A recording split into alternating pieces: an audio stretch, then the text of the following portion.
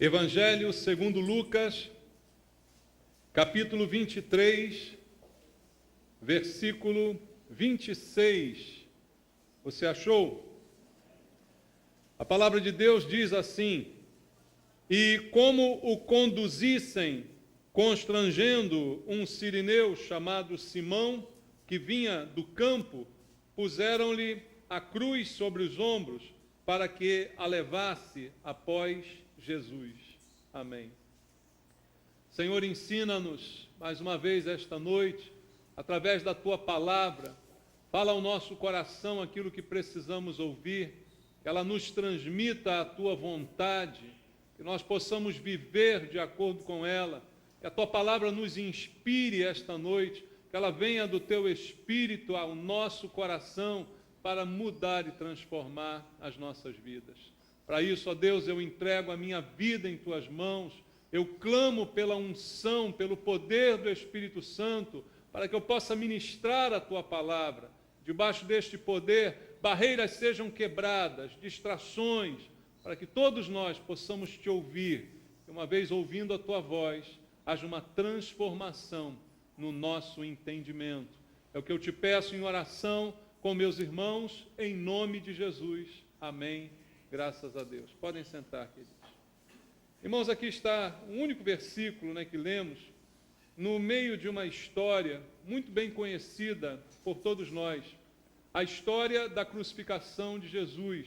Se você ler todo o capítulo 23, um pouco antes, capítulo anterior, você verá os últimos dias da vida de Jesus, seu julgamento, seu sofrimento, sua condenação pela maioria que estava ali gritando Barrabás, e por fim, a sua condução à crucificação, coisas que a gente conhece bastante. Todas as pessoas, todos os cristãos conhecem esses textos, sabem muito bem desta história. E aqui chegamos ao momento em que a cruz de Jesus é colocada sobre um homem chamado Simão, e ele então vai levar essa cruz até o lugar onde Jesus seria crucificado. É a passagem que nós acabamos de ler. E, queridos, parece óbvio o que eu vou dizer, mas em muitas passagens bíblicas nós encontramos a Bíblia mencionando a cruz. A cruz faz parte do Evangelho. Isso parece muito claro, muito óbvio, mas parece que algumas pessoas esqueceram disso. E talvez até se pregue em algumas igrejas um evangelho sem cruz. Um evangelho que a cruz não faça parte, porque, na verdade, a Bíblia chega a dizer que a cruz é um pouco escandalosa, A cruz nos escandaliza. A crucificação de Jesus, aquilo que Ele passou, aquilo que Ele sofreu, é bastante escandaloso, nos deixa constrangido. E nós não gostamos de ser constrangidos. Então, assuntos constrangedores, muitas vezes são evitados por nós, e até as igrejas, infelizmente, estão evitando estes assuntos constrangedores. Por isso, a cruz já não é mais mencionada em muitos lugares, e talvez alguns se esqueçam, por causa disso, de que o Evangelho inclui a cruz, ela faz parte. E veja, a gente leu Lucas 23, vamos ler um pouquinho antes, Lucas capítulo 9, veja como Jesus fala a respeito do Evangelho. Lucas capítulo 9, versículo 23, ele diz assim: Dizia a todos, se alguém quer vir após mim, a si mesmo se negue dia a dia, tome a sua cruz e siga-me. Pois quem quiser salvar a sua vida, perdê-la-á. E quem perder a vida por minha causa, esse a salvará. Que aproveita o homem ganhar o mundo inteiro, se vier a perder-se ou causar dano a si mesmo. Veja, Jesus falou aqui sobre cruz. Ele disse, quem quiser, qualquer um que quiser vir após mim, a si mesmo se negue, tome a sua cruz e me siga. Ele falou de cruz muito tempo antes dele mesmo ser colocado na cruz. Veja, Jesus já sabia de antemão o que iria acontecer com ele. Já sabia de antemão que a cruz o esperava.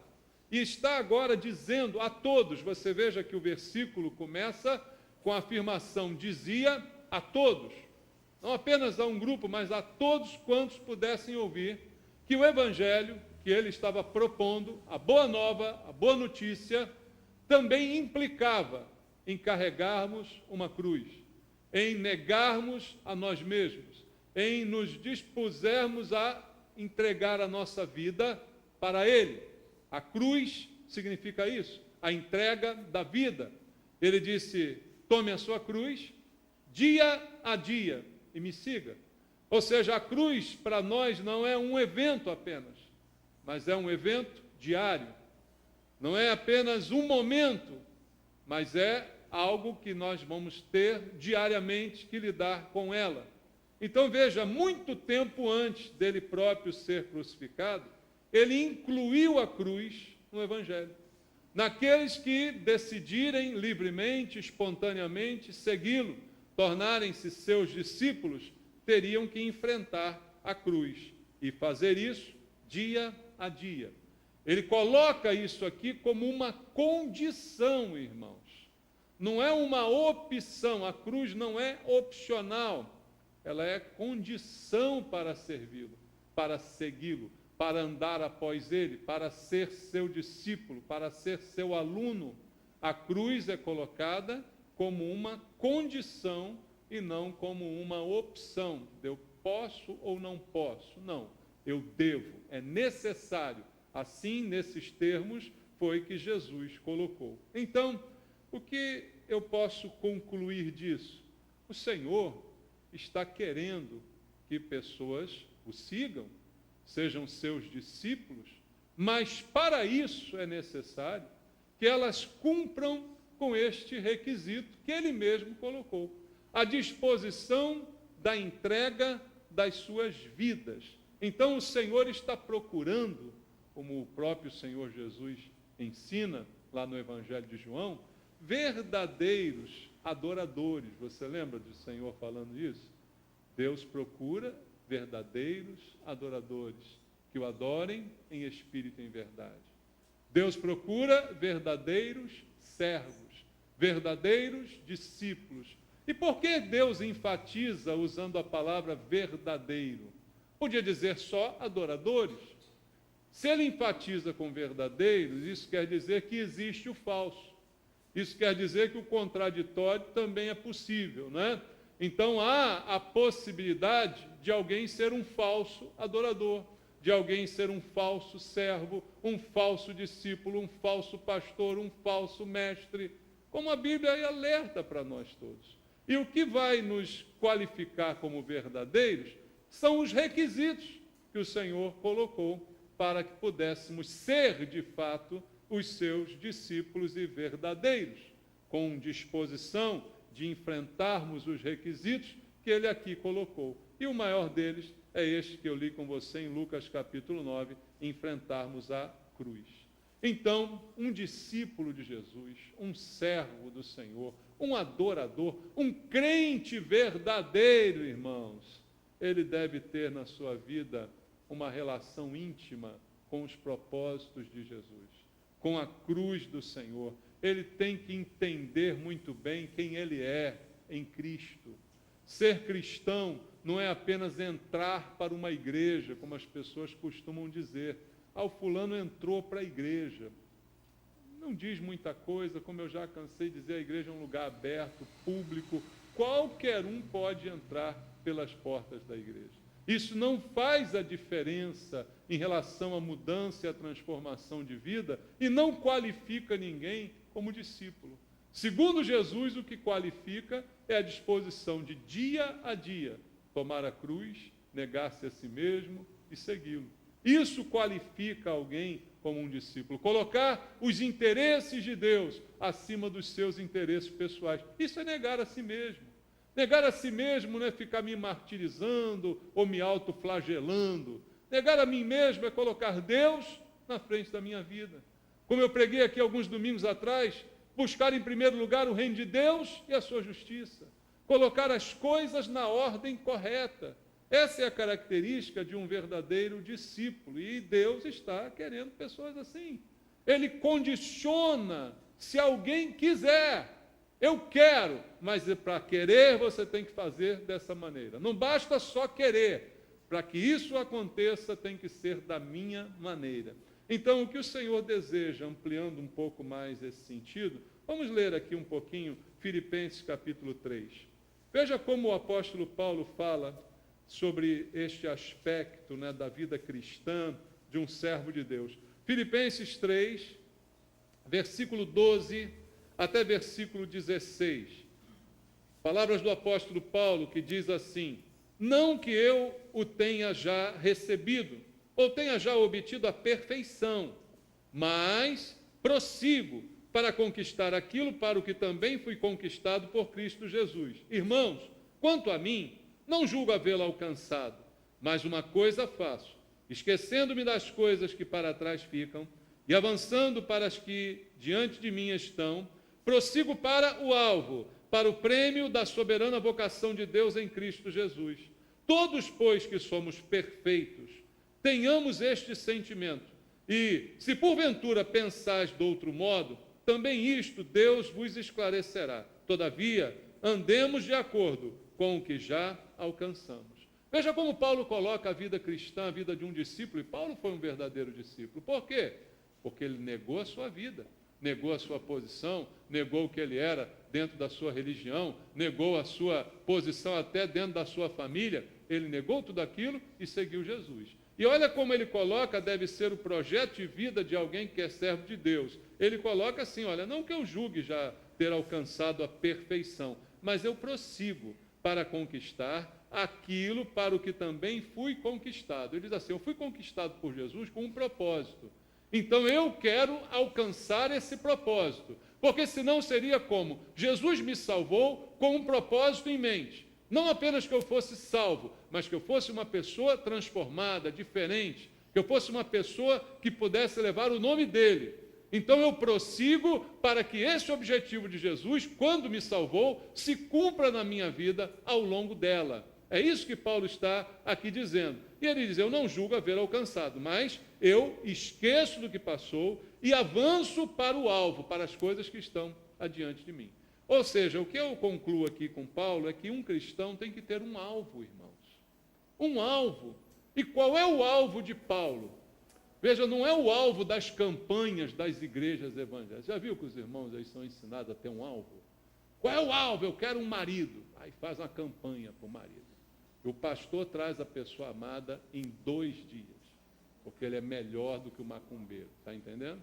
Então, o alvo da pessoa é o marido. O alvo é minha casa própria. Vou fazer a campanha da casa própria. Eu tenho um alvo, eu tenho... Não, irmãos. Paulo prossegue para o alvo. Sabe qual foi o alvo de Paulo? Era ser parecido com Jesus, conquistar aquilo para o que também ele foi conquistado. E o final da vida de Paulo não foi com a mulher amada, não foi com a casa, nem com carro, nem com coisa alguma.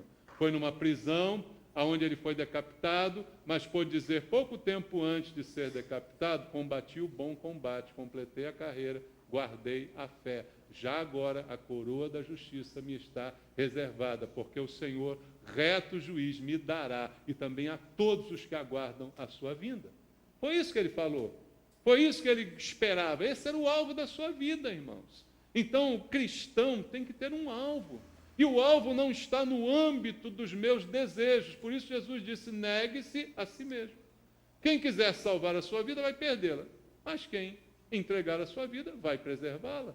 O alvo que nós precisamos ter na nossa caminhada cristã passa por isso que Paulo está aqui dizendo, prossigo para o alvo, o prêmio da soberana vocação de Deus. Qual foi o prêmio que Paulo recebeu? Um carro zero? Qual foi o prêmio que ele recebeu? Prosperidade? Não, o prêmio que ele recebeu era a coroa da justiça, que ele está morrendo, mas está dizendo, eu sei que ela está reservada para mim. Eu não vi, ninguém me mostrou, não pude ter nas minhas mãos, não mandei avaliar num ourives, mas eu sei que ela está reservada para mim. A coroa da justiça. Prossigo para o alvo, é o que disse o apóstolo Paulo nessas palavras. E ele depois termina dizendo, todos, pois, que somos perfeitos, perfeitos no sentido de completos, de plenos, tenhamos este sentimento. porventura pensais de outro modo, também isto Deus vos esclarecerá. Todavia, andemos de acordo com o que já alcançamos. Andemos de acordo com o caminho que já percorremos. Não voltamos atrás, não pioramos, nós temos que melhorar a cada dia. Amém, irmãos? O cristão melhora a cada dia, não volta atrás. Não somos dos que retrocedem para a perdição. Nós somos como a luz da aurora, brilhamos mais e mais. Porque temos um alvo. Está lá o alvo, eu vou para lá e ninguém vai me impedir. Eu vou servir a Deus e nada nem ninguém vai me impedir. Eu vou tomar a cruz e vou seguir, ninguém vai me impedir. Isso é alvo. Então, um cristão precisa ter algo nessa convicção de Deus no seu coração. E o que acontece? Olha o que Paulo diz mais aqui em o autor de Crônicas, 2 Crônicas, capítulo 16. Segundo livro de Crônicas, capítulo 16, no início do verso 9 de 2 Crônicas 16, diz assim: porque quanto ao Senhor, seus olhos passam por toda a terra, para mostrar-se forte para com aqueles cujo coração é totalmente dele. É uma música do Asaf Borba que canta esse versículo, que é linda, não é? Mas você já pensou no significado disso aqui? Porque quanto ao Senhor, seus olhos passam por toda a terra, para mostrar-se forte para com aqueles cujo coração é totalmente dele. Quem é que experimenta os olhos do Senhor sobre a sua vida? Quem é que experimenta o poder de Deus sobre a sua vida? São aqueles cujo coração é totalmente dele. Como o coração de alguém pode ser totalmente do Senhor? Quando ela abre mão de si mesma, quando ela nega a si mesma. Aí então ela toma a cruz e ela segue. Então, sobre esses, o Senhor tem os olhos. Passam por toda a terra e identificam aqueles cujo coração é totalmente dele. É isso que a palavra de Deus está me informando. Então, estes que têm um alvo, que negam-se a si mesmos e são discípulos de Jesus, são os verdadeiros adoradores, crentes no Senhor, esses vão experimentar também o poder de Deus em suas vidas. Então, a pergunta que eu queria refletir contigo aqui essa noite, diante de tudo que ouvimos, será que estamos dispostos a levar a cruz? É uma exigência que nos fez Jesus. Mas será que queremos, se alguém quiser, há uma vontade aí, ser meu discípulo, me seguir, tome a sua cruz, voluntariamente, você é que a toma, ninguém vai colocá-la sobre você, é você que pega e leva. Então a pergunta que sempre nós temos que refletir como cristãos é: estou afim ou não estou afim? Quero ou não quero levar a cruz e encarar que ela faz parte do Evangelho? Voltando lá ao texto em Lucas, vamos voltar lá ao texto e fazer algumas considerações sobre o que está escrito aqui. Lucas 23, nós lemos aqui o versículo 26, em que a cruz foi colocada sobre Simão para que ele levasse para Jesus. Jesus já estava a essa altura maltratado, não é? Com muito sofrimento, e ali a Bíblia diz que isso aconteceu. A Bíblia menciona aqui no versículo um sirineu chamado Simão. Um sirineu chamado Simão. Ficou conhecido como Simão o Sirineu. Vem de Cirene. Então um homem morava ali, natural daquela cidade, que fica na Líbia, e ali viviam muitos judeus. Ele vai para Jerusalém, na época da Páscoa, como era costume dos judeus, mesmo aqueles que moravam mais distantes, vão a Jerusalém para a Páscoa.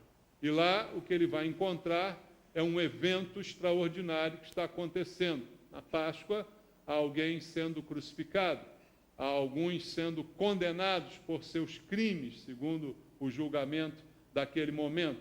E ali, Simão de Cirene, na Líbia, estava ali passando, por causa provavelmente da festa judaica da Páscoa, e alguém o chama para carregar a cruz. Aqui algumas considerações. Em alguns momentos nós temos que ser bem diferentes de Simão, o sirineu.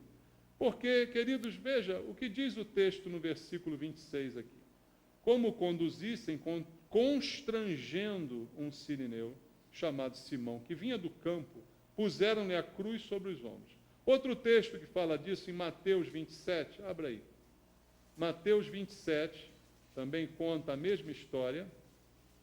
No versículo 32, está dizendo assim: ao saírem, encontraram um sirineu chamado Simão, a quem fizeram o quê? Obrigaram a carregar-lhe a cruz. Lá em Lucas é mais polido, né? Diz assim, o constrangeram. Mateus é mais claro e diz, o obrigaram a carregar a cruz. Veja, Simão foi obrigado a carregar a cruz. Os romanos não pediram a ele um favor. Ô, Simão, você está aí passando, que tal? Dá para dar uma mãozinha aqui, um jeitinho brasileiro? Chega mais, vamos lá, pega aí. Não foi assim que aconteceu. Né? O que a Bíblia diz é que ele foi constrangido, ele foi obrigado. Se ele não tivesse sido obrigado, ele não levaria aquela cruz. Eu não vejo nenhum indício que ele, compadecido do sofrimento de Jesus, foi lá voluntariamente dar uma mãozinha. Não. Todos os versículos que falam deste episódio dizem, tem outro em Marcos também, depois você pode ver, que ele foi obrigado a fazer isso. Não foi um ato voluntário, não foi um favor, uma ajuda humanitária. Ele foi obrigado, provavelmente ameaçado com a lança, com a espada, empurrado pelo escudo de um soldado romano. Pega isso aí, ele pegou. E não tinha nem espaço para discutir. Né? Se ele não fosse obrigado, eu acredito que ele não levaria. Ele está ali, um judeu, veio do campo, morava em outra cidade, chega ali, vê uma confusão acontecendo, curioso, vai lá ver o que é, e vem um homem lá, sanguentado, sendo humilhado, xingado, carregando uma cruz, e ele não vai se meter nessa. Voluntariamente chegar lá e pegar, não, ele não fez. Ele fez porque estava sendo obrigado. E levar a cruz de um criminoso, né? Porque, na verdade, ele chega ali e vê, o que está acontecendo? Não, tem 3 criminosos aí que vão ser crucificados hoje. Ele não pergunta o que cada um cometeu. É criminoso, é criminoso. Tá bom, vou ver aí. Eu vou pegar a cruz de um condenado? Voluntariamente vou fazer isso? Não faria. Voluntariamente, queridos, a gente não tem essa tendência, por mais benevolentes, né, que nós somos, cara, um condenado, eu vou ajudar ele? Não vou, não. Eu acredito que nenhum de nós aqui faria muito diferente se estivesse no lugar de Simão. Espontaneamente, vamos lá e pegar a cruz? Não. Eu não faria isso. Talvez você não fizesse isso também. E Simão certamente não fez, só o fez porque foi obrigado. Aí eu pergunto, será que nós podemos ser parecidos com Simão nesse sentido? Jesus disse para a gente levar a cruz, mas se ele não me obrigar, eu não pego nela de jeito nenhum. Será que é assim a nossa atitude diante do Senhor? Irmãos, a gente, para levar a cruz de Jesus, só há uma maneira, tem que ser de maneira voluntária. Ninguém é obrigado a levar a cruz que ele propôs lá em Lucas 9, eu li com você. Ele disse que é uma condição. Se alguém quiser ser meu discípulo, tem essa condição. Mas você não é obrigado a ser discípulo. Você não é obrigado a ser servo, adorador, você não é obrigado a ser nada. Ninguém é obrigado a nada. Ninguém é obrigado a ser salvo. Ninguém. Você escolhe, você decide. Então, voluntariamente, é a única maneira que nós temos de levar a cruz. Não como Simão, obrigado por um soldado com a espada no pescoço. Então eu vou levar, porque eu não quero morrer aqui na espada do romano. Não pode funcionar de maneira nenhuma assim. Eu preciso, para levar a cruz de Jesus, primeiro eu tenho que conhecer quem é o dono da cruz. A cruz é dele, amém? Dele. Ele está passando para mim. dia a dia, tome a sua cruz e me siga. Já anunciando que haveria uma cruz. Vinda da onde? Lá dele, para mim. Então, para carregá-la, primeira coisa, eu preciso conhecê-lo. Simão não conhecia Jesus, não sabia nem quem ele era. Ele não era da cidade, ele era de outro lugar. Provavelmente ele não viu o milagre de Jesus, não viu nada, não sabia nada. Um cara aí, um condenado aí, está morrendo aí. Vou lá ver como é que é. Né? O pessoal gosta de ver sangue e vai ver, curioso. Mas não está pensando em quem é Jesus. Eu só consigo levar a cruz de Jesus se eu souber quem é o dono da cruz. Se eu realmente conhecê-lo. E isso precisa ser voluntário na minha vida. Por obrigação, Deus não aceita o serviço de nenhum de nós. Ou ele é de coração, ou ele não é. Ou ele é de iniciativa, de vontade própria, porque eu conheço a quem estou servindo, ou eu não posso fazer de outra maneira. Então, nesse exemplo de Simão, não serve para a gente. Outra coisa em Simão que não serve é a própria circunstância. Simão de Cirene, lá na Líbia, vinha do campo, estava ali por acaso, um tremendo acaso. Vou até dizer, Simão era azarado, né? Passa ali, pegam ele, leva a cruz. Alguém diria, não, pastor, ele é um privilegiado, oh, que beleza, bonito, mas ele não achou isso não, tá?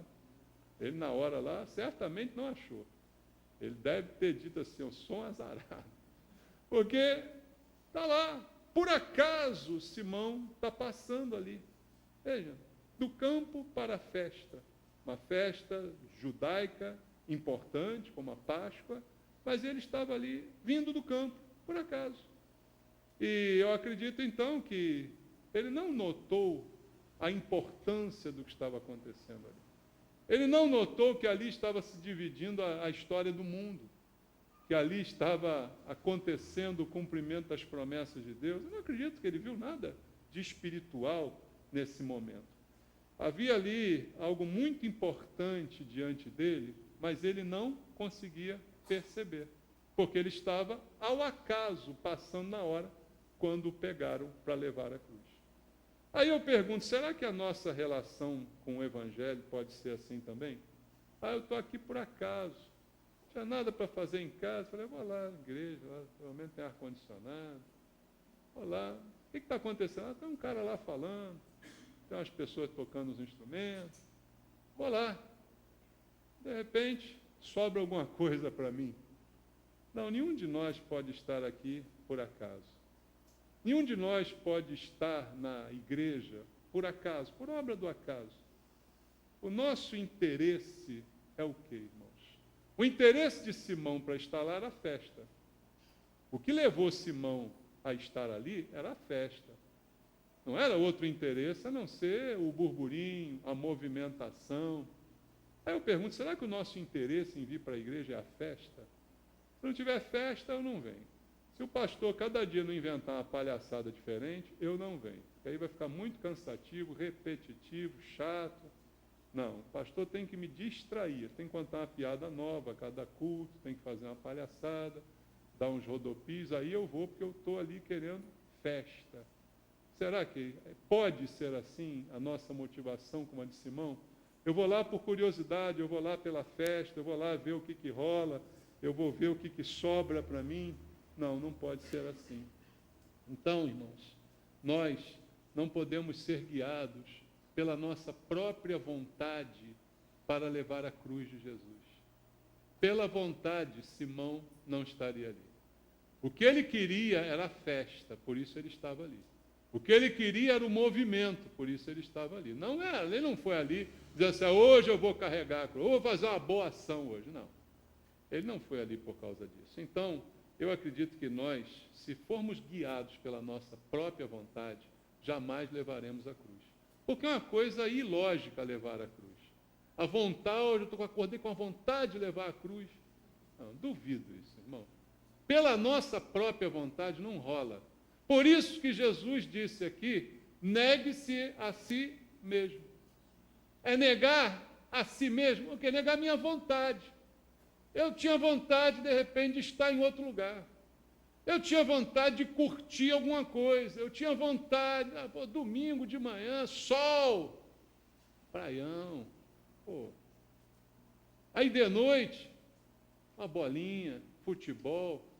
A vontade é uma. A cruz é contra a vontade, entendeu? Ela se opõe à vontade. Por isso eu só posso levar a cruz se negar a vontade. Porque ninguém tem vontade de levar a cruz. Quem disser para mim que tem vontade, tem que ser examinado por um psiquiatra. É uma doença chamada masoquismo. Eu gosto de sofrer. Vou sofrer. Não, quem sofreu foi Jesus. Quem sofreu pela humanidade foi Jesus. Quem levou a cruz para sofrer foi Ele. Então, nenhum de nós gosta. Mas a única maneira de levarmos, primeiro, é saber quem é o dono da cruz. Saber por que estou aqui. Não estou por acaso. Não estou passando e entrei para ver qual era. Eu tenho um propósito na minha vida. Eu tenho um alvo, como eu disse para você ainda há pouco. E é isso que me faz levar a cruz. Eu nego a minha vontade para que eu possa pegar na cruz. A minha vontade não é segurar a cruz, mas eu vou negá-la. Aí sim eu vou poder levá-la. É assim que funciona. Então, não é um bom exemplo Simão Cirineu também nesse aspecto para nós. Agora, há um aspecto aqui que pode, de repente, falar o nosso coração. Ele, de alguma maneira, por alguma razão que eu desconheço, porque a Bíblia não diz, até pelo acaso, mas eu não acredito no acaso, eu acredito que em tudo há a vontade soberana de Deus, ele foi escolhido para levar a cruz. Você já imaginou quantas pessoas tinham naquele momento ali, aglomeradas, vendo aquela confusão? Primeiro tinha uma multidão que gritou Barrabás, logo depois, você olha no contexto, você vai ver que é logo depois. Tinha uma multidão gritando Barrabás, aí crucifica o Pai. Aí Jesus é vestido com os espinhos, com o manto, escarnecido, cuspido, e vai. Quanta gente tinha ali naquele momento? Uma multidão. E no meio da multidão, está Simão Cirineu, distraidamente passando, por acaso, interessado na festa, e alguém o escolhe para fazer esse trabalho. Ele foi escolhido. Ele não tinha noção do privilégio que ele estava tendo naquele momento. Ele não tinha noção. Ele não era um dos discípulos, ele não era alguém do ministério. Ele não tinha noção do privilégio, também da responsabilidade que estava inserida naquele ato. Foi escolhido. Nesse sentido, isso se assemelha a nós, porque nós, irmãos, que estamos aqui, também fomos escolhidos por Deus.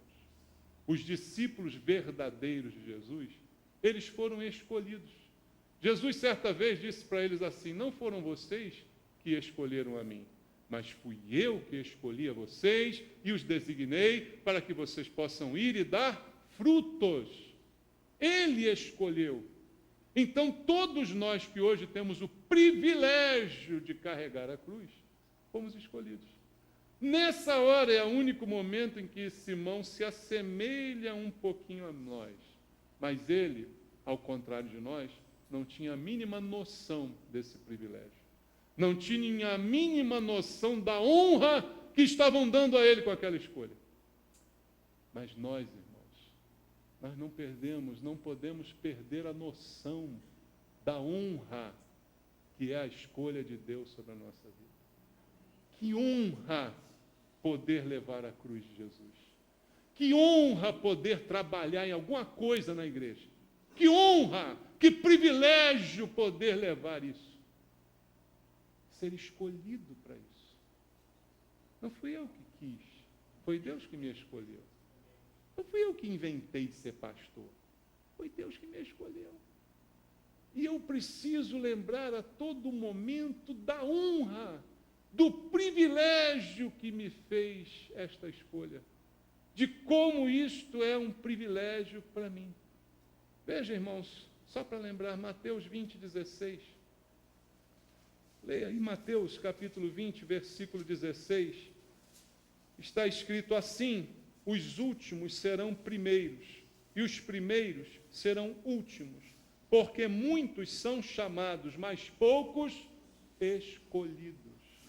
Você que é um crente verdadeiro, que carrega voluntariamente a sua cruz, você é um dos poucos escolhidos, um dos poucos privilegiados por carregar a cruz. Mas eu tenho consciência disso. Simão não tinha consciência disso. A reflexão para hoje. Você tem consciência disso? Será que em algum momento da nossa caminhada a gente perdeu a consciência?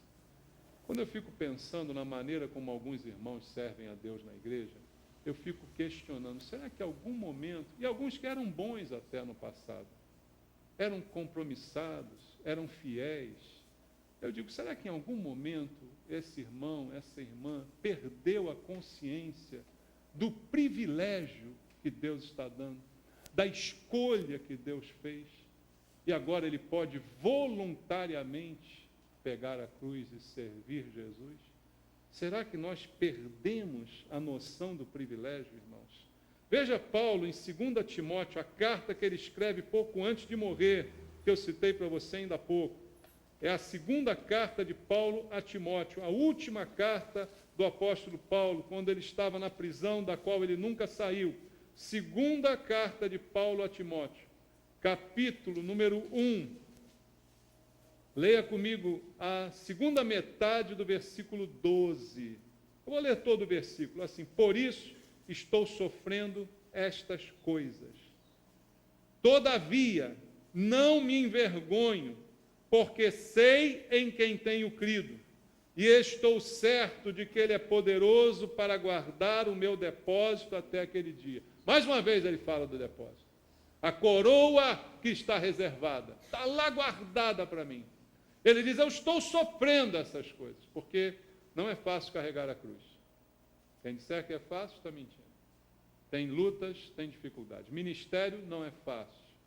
Tem lutas e tem dificuldades, seja lá qual for a área que você queira se envolver no ministério para Deus. Há lutas e há dificuldades. Mas Paulo diz, eu sei, eu estou sofrendo, mas eu sei, eu não me envergonho, porque eu sei em quem eu tenho crido. Essa é uma ciência que nós não podemos perder. Em quem tenho crido. O que me motiva a fazer o que eu faço na minha vida, fora da igreja e dentro da igreja? O que me motiva a tentar ser um cristão fiel? O que me motiva a buscar o alvo como Paulo? Conquistar aquilo para o que também fui conquistado? O que me motiva a querer mudar sempre para chegar mais próximo dele? O que me motiva a servi-lo, a levar a cruz que ele propôs voluntariamente? Saber em quem tenho crido. A impressão que eu tenho, irmãos, é que com o passar do tempo, alguns irmãos esquecem em quem um dia creram. Talvez não lembrem mais, entraram numa rotina tão grande que já não lembram mais para quem trabalham. Não lembram mais para quem carregam a cruz. De repente acham que ainda estão carregando, obrigados por um soldado romano que com uma espada os fustiga. De repente o soldado sou eu, né? De repente é isso o pensamento de alguns. Perdemos o privilégio de saber em quem temos crido e de voluntariamente pegarmos a nossa cruz e seguirmos Jesus. Por isso o chamado é voluntário. E eu termino lendo de novo com o texto que nós lemos lá em Lucas 9, para deixar gravado nos nossos corações. Voluntários, dia a dia, voluntários. Lucas 9, 23 até o 25, está escrito, dizia a todos, se alguém quer vir após mim, a si mesmo se negue dia a dia, tome a sua cruz e siga-me. Pois quem quiser salvar a sua vida, perdê-la-á. E quem perder a vida por minha causa, esse a salvará. Que aproveita o homem ganhar o mundo inteiro, se vier a perder-se ou causar dano a si mesmo. Que adianta ganhar tudo, se eu acabo me prejudicando, me danificando no meio dessa caminhada. O Senhor nos chama para um voluntariado. Carregar a cruz não porque alguém mandou, mas porque eu sei em quem tenho crido e sei o privilégio que isso é para mim. Amém, queridos? Que Deus te abençoe com a palavra. Vamos orar, vamos louvar.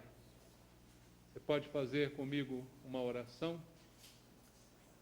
Peça a Deus agora que fale contigo. Peça a Deus que o Espírito Santo abra o teu coração, para que você possa ponderar diante de Deus: Senhor, será que eu tenho te servido por obrigação? Será que eu tenho servido ao Senhor porque tem alguém me obrigando a fazê-lo? Será que no meio dessa caminhada eu esqueci em quem tenho crido? Será que no meio dessa luta eu não sou mais voluntário, me sinto obrigado? Pai, em nome de Jesus, restaura o discipulado na nossa igreja.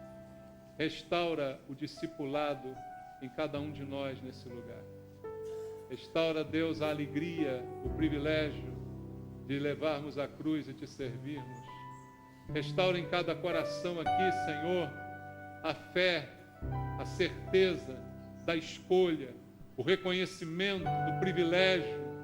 Restaura em nós, Senhor, essa verdade, para que a alegria esteja em nossos corações. Mesmo quando estivermos sofrendo, como estava Paulo. Paulo disse: Senhor, eu estou sofrendo estas coisas, mas eu sei em quem tenho crido. Mesmo quando nós sofrermos, que nós possamos dizer como Paulo: eu sei em quem tenho crido. E sei que Ele é fiel para guardar o meu depósito até aquele dia. Por isso eu não largo o arado, eu vou até o fim. Fala para Deus do teu coração para o Senhor. Peça a Ele que Ele dirija a tua vida, dirija os teus passos. Pai, transforma os nossos corações. Muda, Senhor, a nossa visão, o nosso pensamento a respeito do Evangelho. Muda, Pai, cada um de nós, porque há promessas na tua palavra. Teus olhos passeiam sobre toda a terra para buscar aqueles cujo coração é totalmente teu. Eu quero que o meu coração seja totalmente teu, Senhor. Que eu nunca esqueça do meu chamado, que eu nunca esqueça do meu privilégio e que eu nunca recuse carregar a cruz. Que assim aconteça na vida de cada irmão. Em nome de Jesus. Amém.